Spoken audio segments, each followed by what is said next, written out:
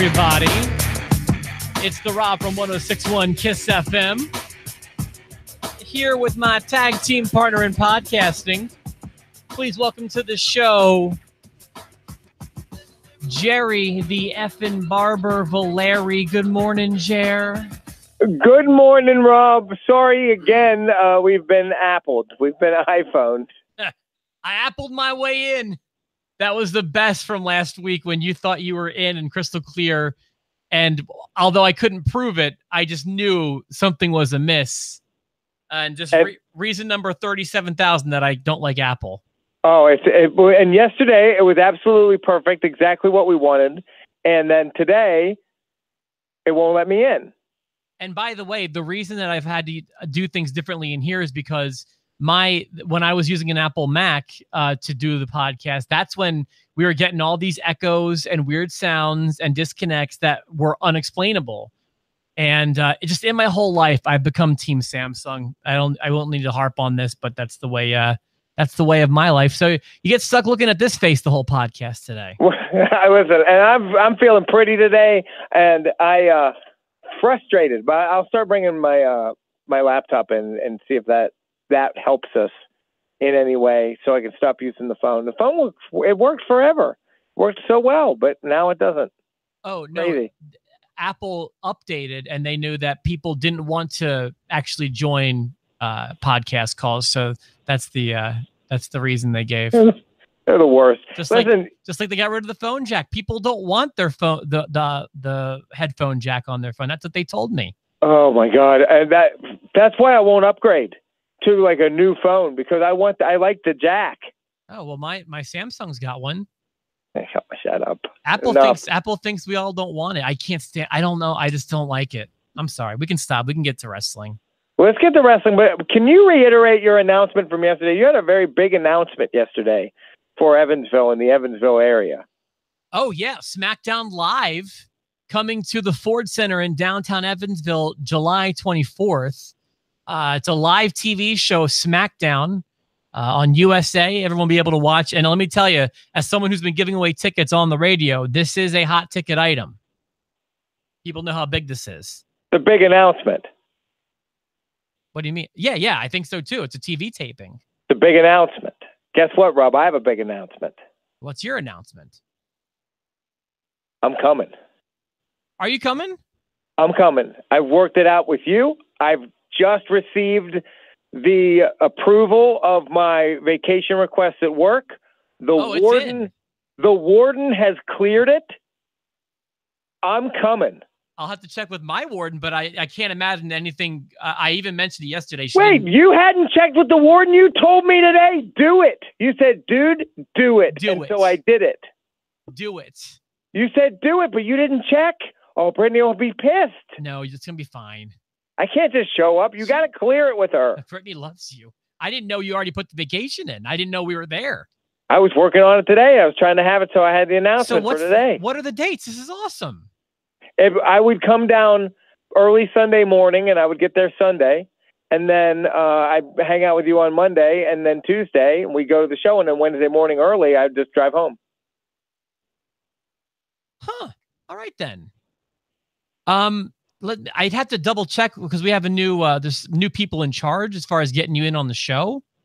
I don't have to come in on the show. Okay. But I'll be in town. And if a wrestler comes in, maybe I come in as a fan. And we're not in the book, so I might be able to take that Monday off, maybe. Or the Tuesday. Listen, you do what you got to do, but you said do it. Do you want to come to the show? Do it. And so I did it. Glad you did. Not only that, this is going to make Mike and Steve happy, who you've never met yet, either one of those guys. Yeah, they want to hang out. I say we eat a lot of potatoes, right? There's a potato place and the pizza that I like. And I'm not saying any names of any companies because I don't know who's a sponsor. You're talking about Spuds and Stuff, and you're talking about, Spuds and Stuff happens to be a sponsor, but perfect. The pizza you're talking about was Deer Head. That was great pizza. Well, yeah, maybe we can get some people together for like a lunch or something just for fun. I'm just saying, well, if you clear it. You told me it cleared. Dude, it's fine. She's not going to say no. All right, good. Well, listen. I'm the warden in my house. Yeah, well, we'll see what happens after October 20th. Well, we'll see. What this is amazing. I didn't know the vacation was actually put in, Jared. This makes my freaking day. Yeah, I moved stuff around, and I was like, let's just do it. Now, if it turns out I can't on your end, that's okay. I can just put the day somewhere else. But I have it cleared. I have it all cleared on my end. We'll make it happen. There's a lot of exciting stuff because NXT is coming in June. July is going to be SmackDown Live TV show. Like, this is just lots exciting happening for Evansville wrestling, I feel like. Yeah, I'm totally in, and I'm in on seeing SmackDown, and I hope the guys that they have now. I doubt they'll change the roster up much between now and then. Yeah, oh yeah, I don't think so. I'm trying to think of when is July 24th by compared to like a pay-per-view. Is it going to be like right before a pay-per-view, right after? Does any? What's funny is last night on SmackDown they actually mentioned your SmackDown Live. I have that note. They're already promoting the July 24th SmackDown. Yeah, I mean, so we'll get something that really involves The Miz. The Miz will be a feature that night, Miz TV at the very least. Yeah, I have to imagine because Miz and Mrs. will be debuting right after our SmackDown in Evansville, that the Miz will probably do something awesome on our show. Plus, we get a 205 live. Huh? Anybody? Oh my God, we're leaving. No, we're staying. I'm looking right now at a list of pay-per-view schedule to see if there's a pay-per-view coming up. Yeah, what's the nearest pay-per-view to July 24th? And they're all co-branded now, so we don't have to worry about that mess.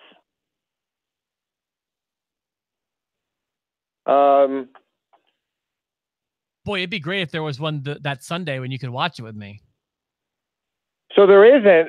This can't be right. It doesn't seem like there's enough here. All right, don't even worry about it. Well, no, it says July 15th in Pittsburgh. They have Extreme Rules, but then they don't have another pay-per-view until August 18th. No, it's probably right. They're 12 now. Oh, yeah. They changed it because Hell in a Cell, remember, it was supposed to be in Nashville, and now it's in San Antonio. Yeah. It was supposed to be. There was a date. We were going to go to that, too. Yeah, and that's. I just took those days that I had requested, and I moved them to this. Sweet. This is awesome. All right, cool. We'll finalize everything with that here. We'll be on the road to SummerSlam. Yeah, that's right. All right, cool. Well, I wish there was going to be a pay-per-view that weekend, but we'll get a SmackDown and we'll get we can watch Raw on Monday too. Exactly. We'll get to watch Raw. And you'll do we can be in person. Sure. Yeah. This is fantastic. Won't have to worry about getting that iPhoned. we won't get appled. No, not this time. I thought SmackDown won the week. Without a doubt. Yeah. Hands down. If nothing else, the fact that it's got that hour shaved off makes it so much more palatable to me. But there were some pretty strong segments. I thought that of the 5 hours of wrestling this week, the best promo was the one that kicked off SmackDown. Well, and I have a note for SmackDown in general. They won the Superstar Shakeup promo-wise, hands down. There was only like 2 times that I was like, that's not a great promo.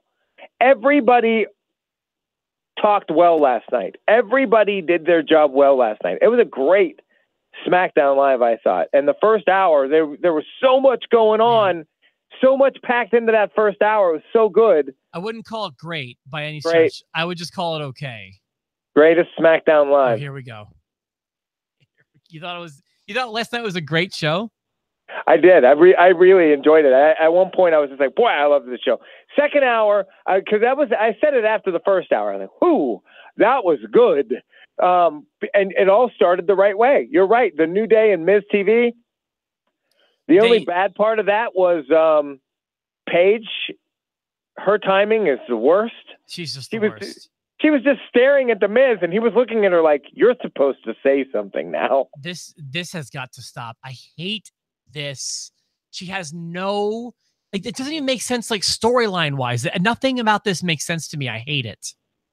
So the only reason she's there is that stupid movie, and not the one where she gets all naked.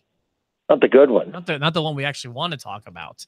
I thought it was a great promo with the New Day where it teased the tension that they refused to say will happen there's going to be a New Day breakup. It's going to happen. Probably. I think this will probably be the angle that does it. I don't know if it will be before, after, or during Money in the Bank, but I think we're before SummerSlam, I feel like. Sure. So we're on that road. I noted that everyone did a good job. New Day was less annoying than usual last night, although still registered on the annoying scale to me. Throwing the pancakes and yelling shame, I thought was a nice touch. That stuff doesn't bother me. It's the references I don't get. And I know that's a Game of Thrones reference, even though I don't watch Game of Thrones. Sure. But it's the ones that I don't get that they seem to zero in on, and they'll keep doing stuff like, sometimes it's a video game or whatever. I'm just like, I don't get what's happening. And that's a frustrating feeling for me. And I didn't get that much last night. When The Miz said Fortline instead of Fortnite, I thought that was funny. That was kind of funny. And not only that, it seemed like a genuine screw up. Yeah, he didn't mean to. I think you're right. I don't think he meant to do that. And it seems like I'm actually kind of happy.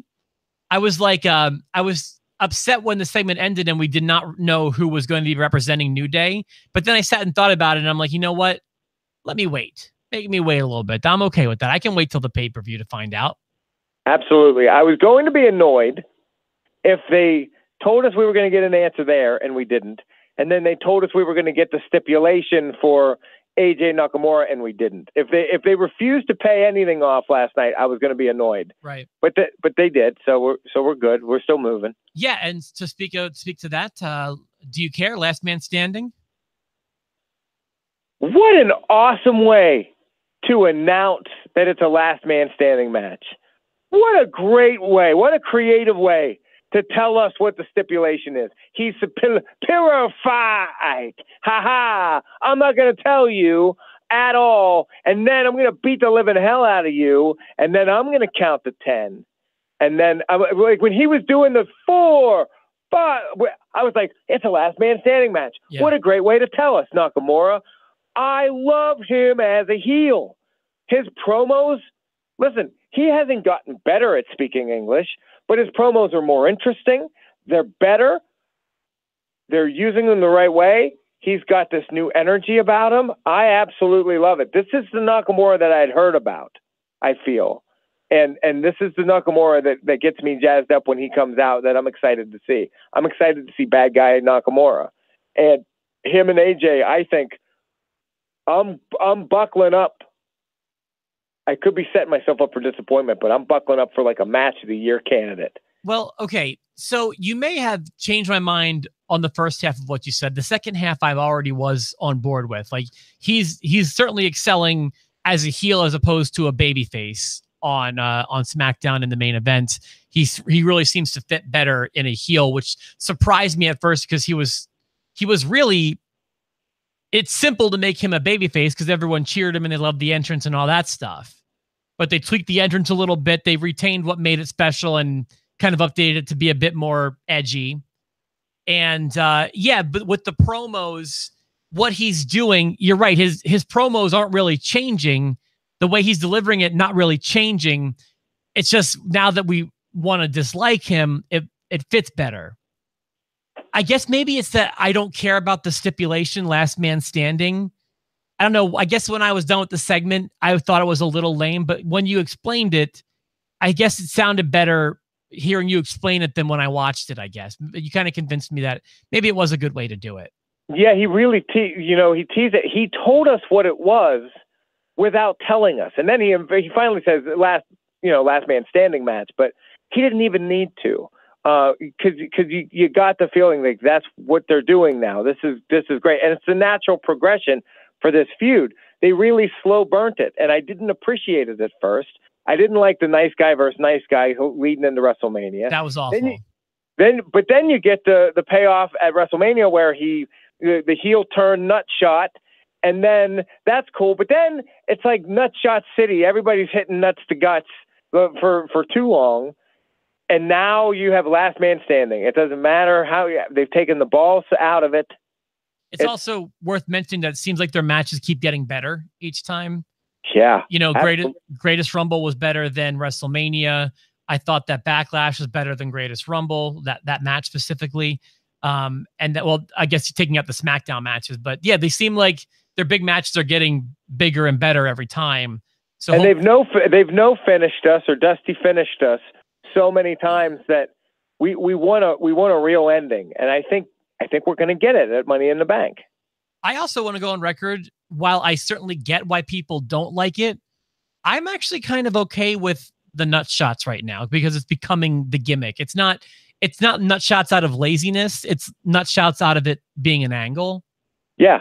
So I'm okay with that. Well, you and I have discussed before how we like when angles are built around a finisher sometimes, you know, and they've done that before, and now they're just building an angle around nut shots. Hey, whatever, you know, it's and then the way they did it last week where he faked the nut shot, like that was cool. It reminded me of like Eddie Guerrero back in the day, and it's not used every day, so it looked cool, I thought. And yeah, I don't know, it's the heel Nakamura, this angle. Usually at this point in a storyline, I'm on here really moaning about how we're getting rematch after rematch after rematch, and it's old. I'm not feeling that with Nakamura and AJ right now.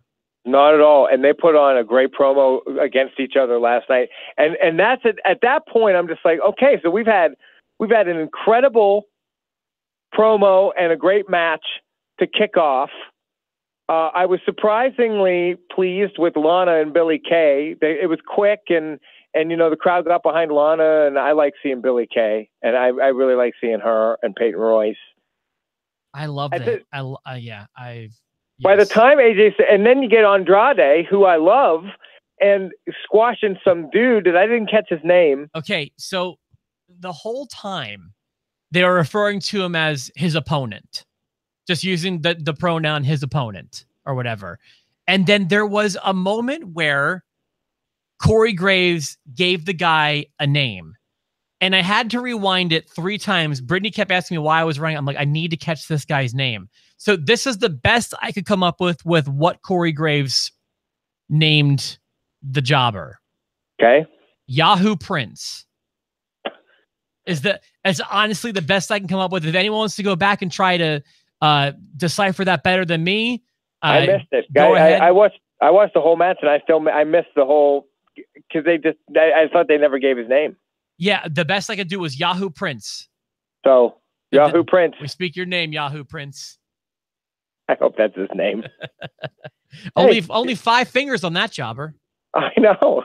And there were 6 on that guy. We checked it out. Hey, I gotta tell you, Steve was absolutely right. I went back, I watched the site. I don't know, and I didn't see this talked about anywhere else yesterday. Only person I saw blow the whistle on 12-finger Tommy. What did we call him? Tommy 12 Fingers. Tommy 12 Fingers. Oh, you were so funny yesterday. Tommy 12 Fingers. The only reason that became a thing is because Steve pointed it out to me.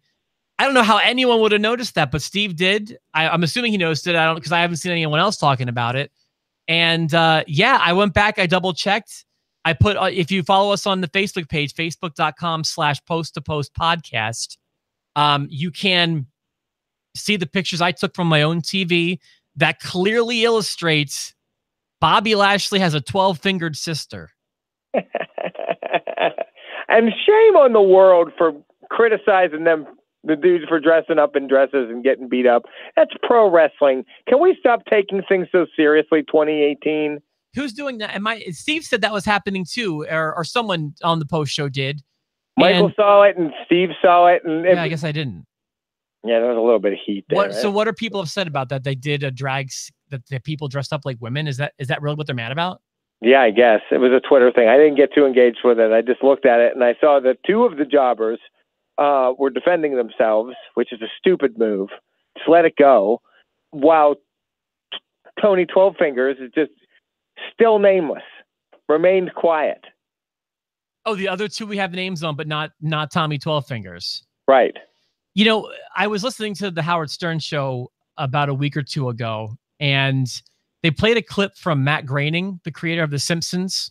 Right. He's talking about it was in reference to the whole Apu thing that's going on with that show. Yeah. I mean, come on. We're going up to The Simpsons now. Matt Groening had a quote that really struck with me, and this quote is so true. I don't care what anyone says. This is accurate, and here it is. He said, in 2018, people love to pretend that they're offended. Yeah. Is anybody really offended that guys were wearing girls' clothes on Monday Night Raw? Anyone who tweeted that, are you really offended? And also, I'll go as far as, are you really offended by Apu? Are you really offended by a lot of the stuff that you're social media warrioring? Are you really offended? I think that Mac Raining is right. I think people love to pretend like they're offended in 2018. They so much over the dumbest things. George Takei has a Facebook page, and he shared a thing last night where some dude was making like these gelatin mold cakes, and they were crazy looking. They looked like breast implants, but then he inject icing into them, and it looked like flowers. Real, and it was beautiful, and it was mesmerizing. And people just were telling George to take it down and how offensive it is because they use gelatin. And don't you know gelatin's used from horse bones and skin? And I'm like, give me a break.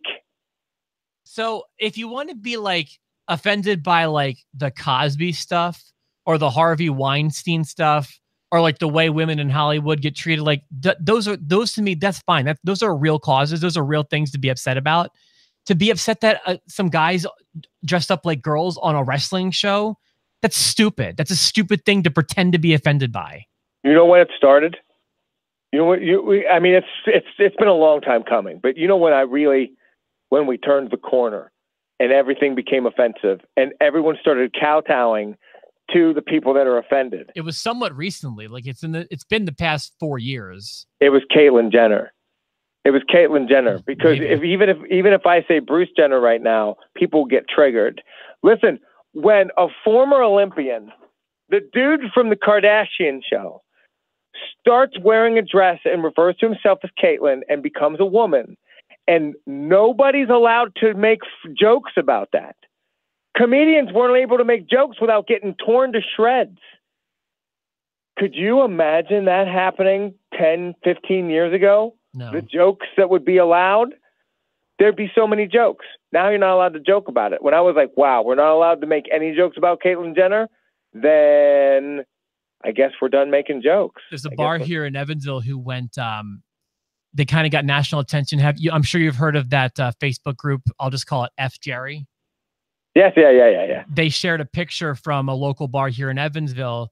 Their men's room is a picture. It's just wallpaper with a picture of Bruce Jenner.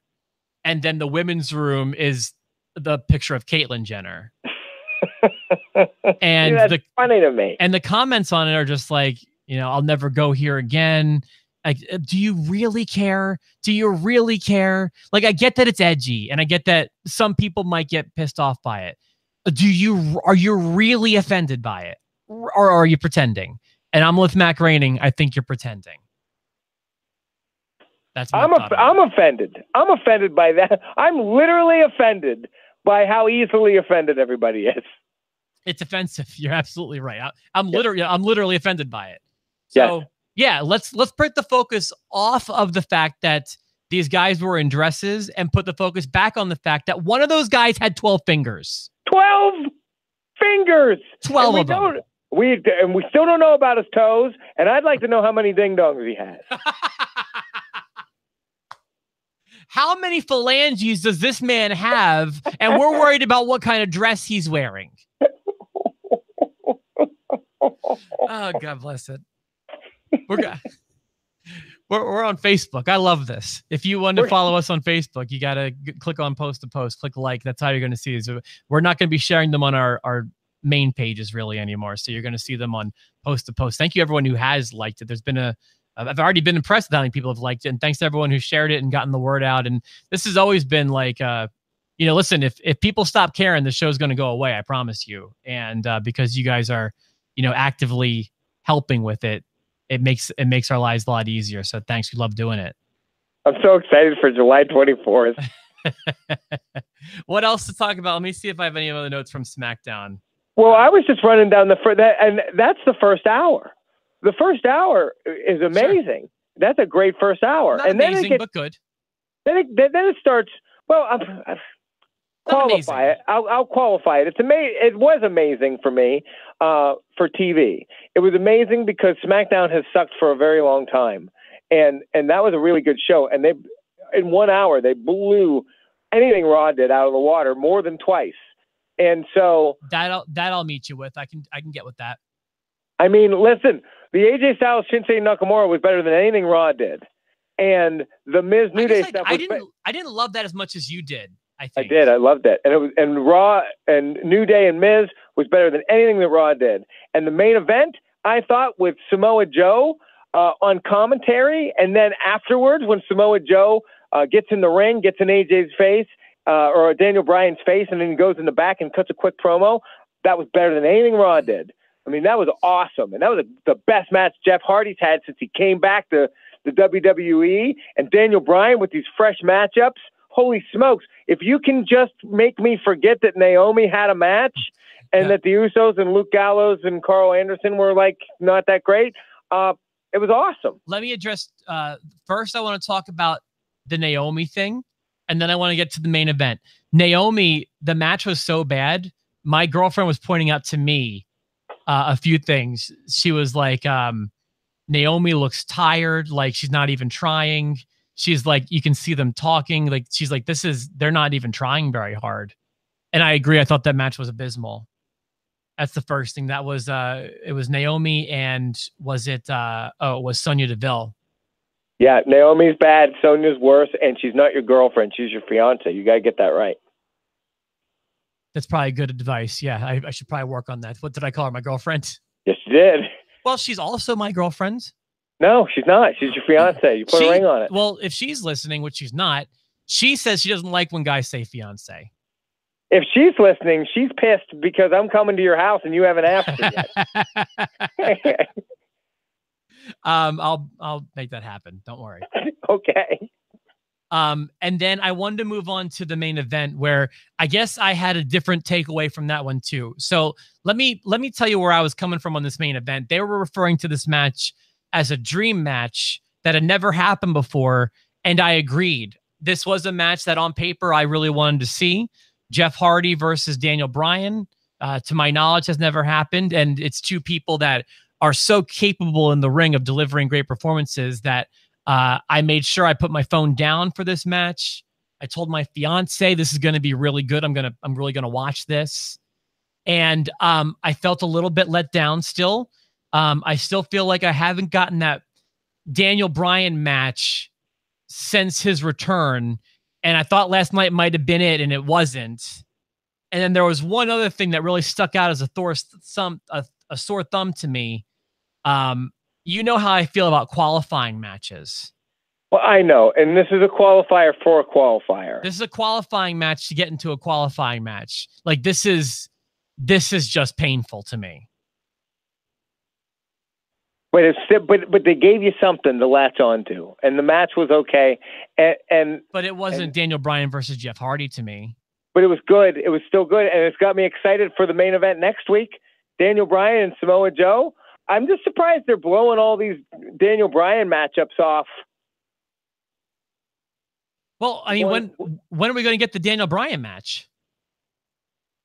Well, I mean, but they're just blowing them all off. Like Daniel Bryan and Samoa Joe, no one's ever seen it. We'd like to see it. Daniel Bryan and Jeff Hardy, that could have been a pay-per-view match. Yeah, I almost wish it was. And I bet you if it was on pay-per-view, it probably would have been a little bit better. Sure.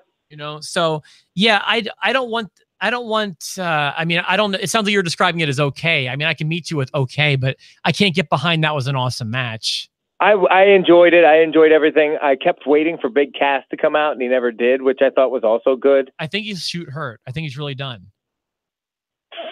Really? Again? Yeah. Now, okay, I don't know how serious this is, but his timing, again, it's so bad. This timing is really bad. And not only that, if he needs surgery and he's going to be off for, I'll say more than 2 months, I'm not positive he's going to be along for this company. My understanding is the heat behind the scenes is real. He made a real bad decision with the little person in Montreal. I still don't know why he was so dead set on this, but I mean, if you went to Vince because of a disagreement you have with the writers, and Vince gave you a direct order no matter how stupid or minute it is, you follow it. You follow it. You're asking for trouble if you don't. And I still think that was a dumb decision on his part. And my understanding is the heat is real. And it's not just this. My understanding is there are other examples of similar stories with this. Now, again, this is rumor and innuendo, as Bruce and Conrad would say. I don't know anything, but let's be. I hate when people inside the business pretend like everything on the news sites is always wrong, and Meltzer never gets things right. He's almost always wrong. Like, people, wake up. The stuff that gets reported on has a lot of validity to it. Right, and Big Cass doesn't seem like someone that wouldn't have heat. He and Enzo were heat magnets, right? He was best friends with Enzo, and Enzo was the biggest heat magnet in the company. My understanding was he was good by comparison to Enzo. Like, of the two, everyone got along with Cass, but I think that Cass might be taking himself a little too seriously and has made some, my understanding is just a series of bad decisions behind the scenes. He's toast. He's yeah. toast if he's hurt again. And it's a shame, but he can't stay healthy, and he's not making good decisions when he is healthy. And then everyone's talking about Enzo because last week he was cleared of his rape charges. And a lot of people keep asking me if I think he's ever going to be back. And if you want my answer, I can give it to you. Or if you want to share yours, you can do that. But I have an answer that I choose to believe. I think that he will be back. I don't think he'll be back immediately, but I think he'll be back, and I think they need him. Man, do they need him. 205 Live is dying a slow death. So I think that, yeah, I agree with, I don't think it's going to be anytime soon. I don't even think it will be 2018. But I do think that now that there are no charges, that they've all been dropped, I should say, that will make things easier. I think that it was kind of an excuse of convenience that apparently WWE was more upset about the fact that he didn't alert them to it than the actual charges themselves. But now they've been dropped, I think that they may bring him back at some point. The WWE says never say never. And they've proven that time and again. If you can draw and you make money, they'll bring you back. They'll use it. And he draws, and he makes money, and he talks people into the seats. And he was getting better in the ring too, I thought. He was making 205 Live worth watching. And the minute he got fired, they stopped performing on Raw. I think this might be a good topic for the post show today is, do you think Enzo will be back? And if so, when, or, whatever. But also I want to say that I think I'm for it. Like, I liked Enzo as a worker well enough, but we've talked over and over again how in 2018, with the way allegations get thrown around, that it's important to make sure that there are convictions.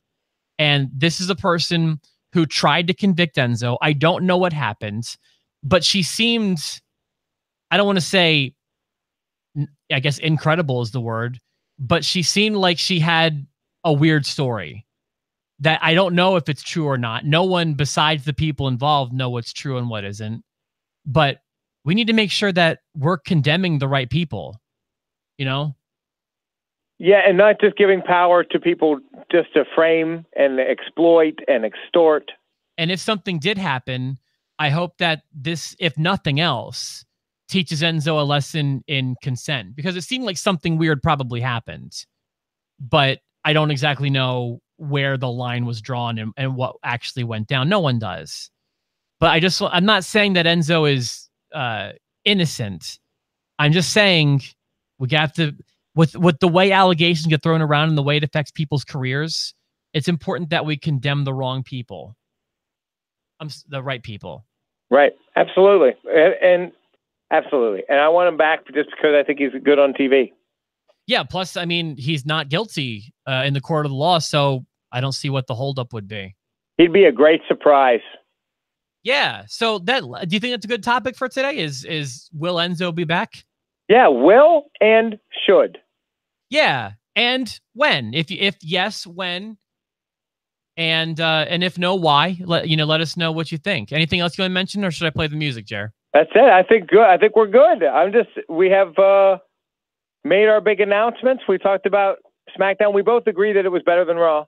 Yeah, we do. And Jerry Valeri makes the bombshell announcement. He is coming into town for SmackDown. And if any of you would like me to stay at your house, I might have to, because Rob hasn't cleared it with his fiance yet. This is not going to be an issue. For myself, let's hope not. Thank you, everyone who's liked us on Facebook, too. We love interacting with you. And I'll get this one up. It might be a little later today, but as soon as I possibly can. For myself, the Rob, and my tag team partner and soon-to-be roommate, Jerry Valeri. Yeah. Have a great day, everyone. We will talk to you again on Tuesday.